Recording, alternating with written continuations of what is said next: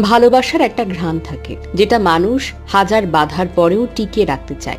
সাব্বির হোসেনও সেই চেষ্টাটাই করেছিলেন। ভালোবেসে বিয়ে করেছিলেন সুমাইয়া খাতুনকে। সমাজ, পরিবার সব বাধা পেরিয়ে স্বপ্ন দেখেছিলেন নিজের হাতে গড়া ছোট্ট এক ঘর, আর পাশে থাকবে ভালোবাসার মানুষটা। কিন্তু সব স্বপ্ন গুড়িয়ে গেল এক অন্ধকার রাতে।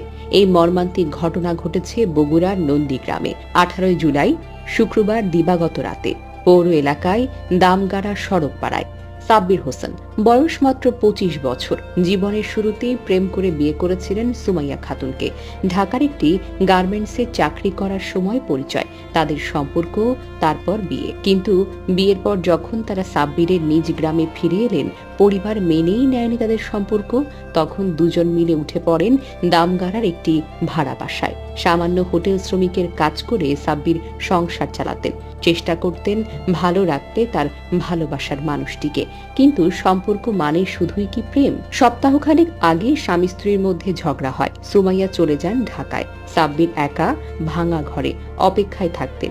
প্রত্যেক দিন ফোন দিতেন, ফিরিয়ে আনার চেষ্টা করতেন, কিন্তু সুমাইয়া আর ফিরল না। শেষবারের মতো ভিডিও কলে রেখে সাব্বির নিজের দিয়ে ফ্যানের সঙ্গে সুমাইয়া চিৎকার করে ফোনটি কেটে দেন। প্রতিবেশীদের ফোন করে জানান ঘটনা, আর দৌড়ে গিয়ে যা দেখলেন, সাব্বির তখন আর জীবিত নেই।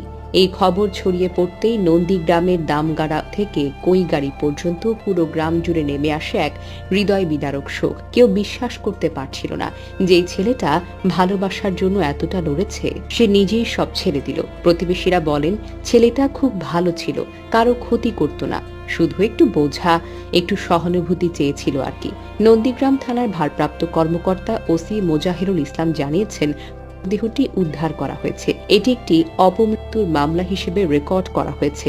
ঘটনাটি অত্যন্ত দুঃখজনক। ভালোবাসা মানে শুধু সম্পর্ক নয়, মানে বোঝা, মানে পাশে থাকা, মানে শ্রদ্ধা। হয়তো একটা ফোন কল, হয়তো একটু সহানুভূতি কাউকে বাঁচিয়ে রাখতে পারত। সাব্বিরের গল্প আমাদের জন্য একটা প্রশ্ন হয়ে রইল।